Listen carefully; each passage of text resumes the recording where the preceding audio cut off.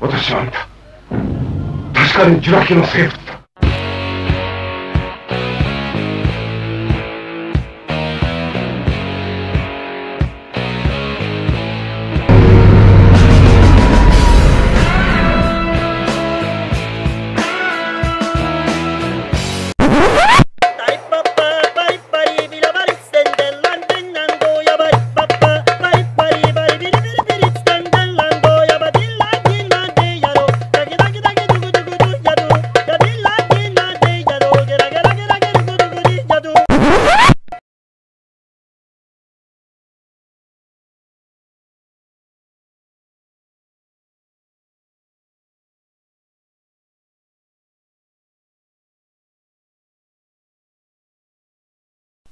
Hey guys, it's Crabzilla again.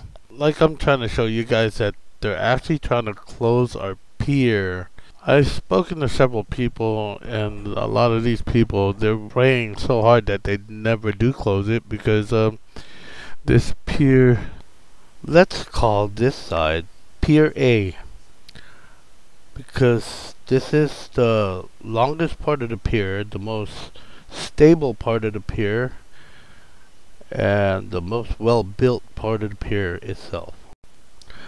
As you can see, as the waves toward the pier, it comes from the front of the pier all the way to the end. The waves never come out from the side and hit the side of the pier. And so what I'm trying to say is that it will cause less damage on the pier due to towards no restriction from the waves hitting it from the side. The side A of the pier is a lot more structurally designed than side B due to the way the shape is like a boat. For example, if you look at the tip of the pier, it's shaped like a boat. As you can see in this picture, they actually have a gate that blocks that way when their damages are located, so people don't enter. In this picture, you can actually see a steel plate that connects both sides of the walkway from A and B. We shall be calling the extension B.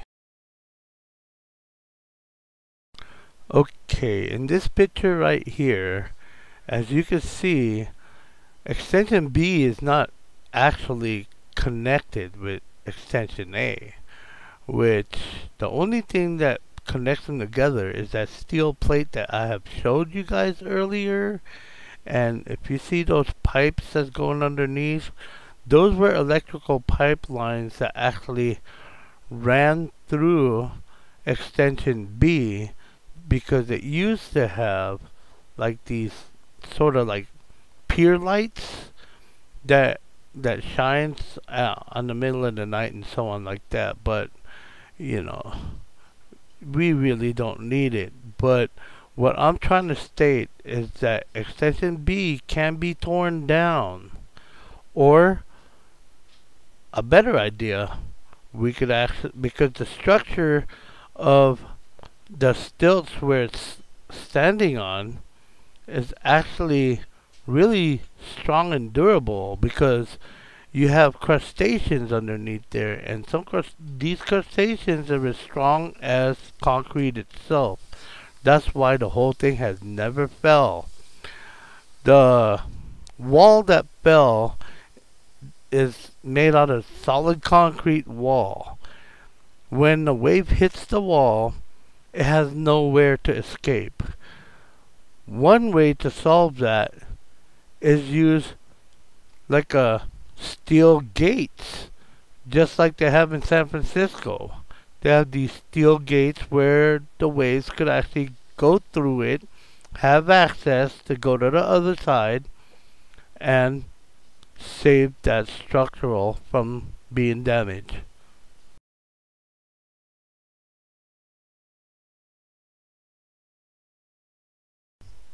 Another thing I'd like to talk about is the design of that wall, the concrete wall.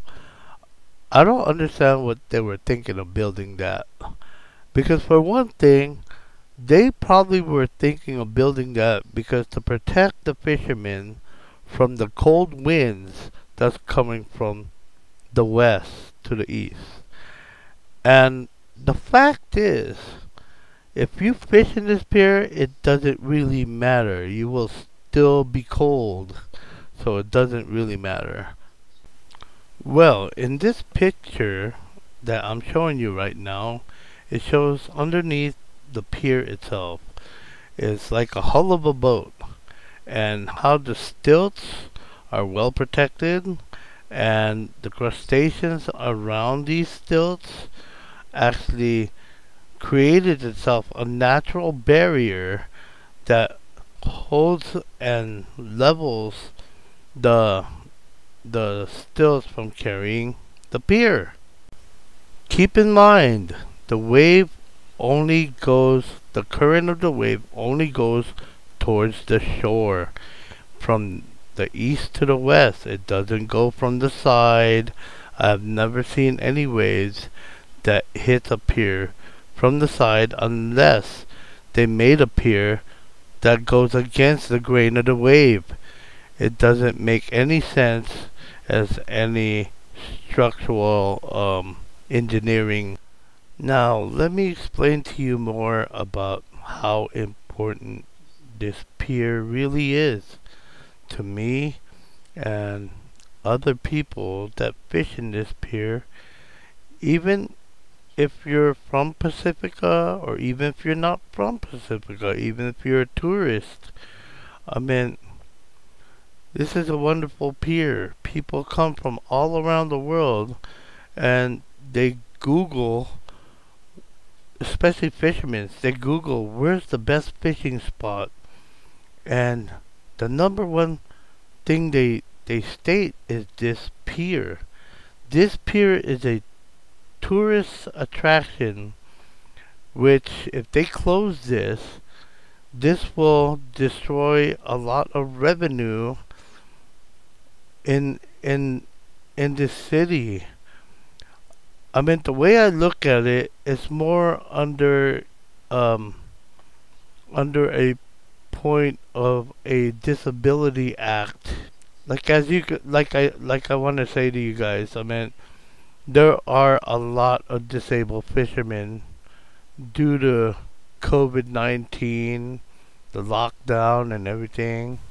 A lot of these people are retired, disabled, they can't find another job, or they're too disabled to even work and to provide for their family. This is a way the city could actually give them hope, give them some form of hope that they have something to provide for their family, and like food, fish, and just a hope of feeling like they're alive again to be here instead of being home watching TV waiting for the day the Lord take us.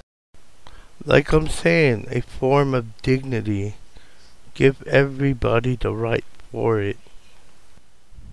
This is a picture of a food drive in Pacifica where these kind people are helping families just to feed them, because a lot of these fishermen are not aware of their benefits due to the fact that they're not computer savvy or anything. I mean, this is one way we could give them some kind of dignity. We just can't turn our backs on people, especially in these trying days where people are losing their jobs and losing businesses. And it's been really hard for a lot of these people. I'd love to advocate for these people to help them, and hopefully people like you could have mercy. Now I want to give a message to all the council members of Pacifica. I'd like to ask you a question. Would you like, I know you guys love your city and all, but would you love to have your city to be known as a non-disability friendly city? You may say it is friendly, but as you can see, how about the disabled people that love fishing? Look at your beaches. There's no disability ramps going to the sand or to the shore, and it just amazes me how Pacifica Pier would have Chit Chat Cafe and there's a bathroom there that's disability friendly. How about the merchants around this area? How they think about it? I'm sure they don't want this to happen themselves too. And to let you know is that this is my only opinion towards this video that I'm making. That most of these people that come here, that like tourists or people from the east side of the bay, they come here, they buy food here, they buy bait here, and they buy a bunch of stuff like charcoal and all that stuff. You know, for, just to have time with their family and their kids. It's like a home away from home, a place to fish and catch and cook and camp.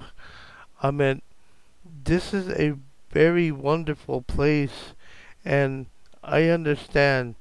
Please ask yourself, if you were a fisherman, and with these facts that I'm telling you right now, I mean, would you reconsider?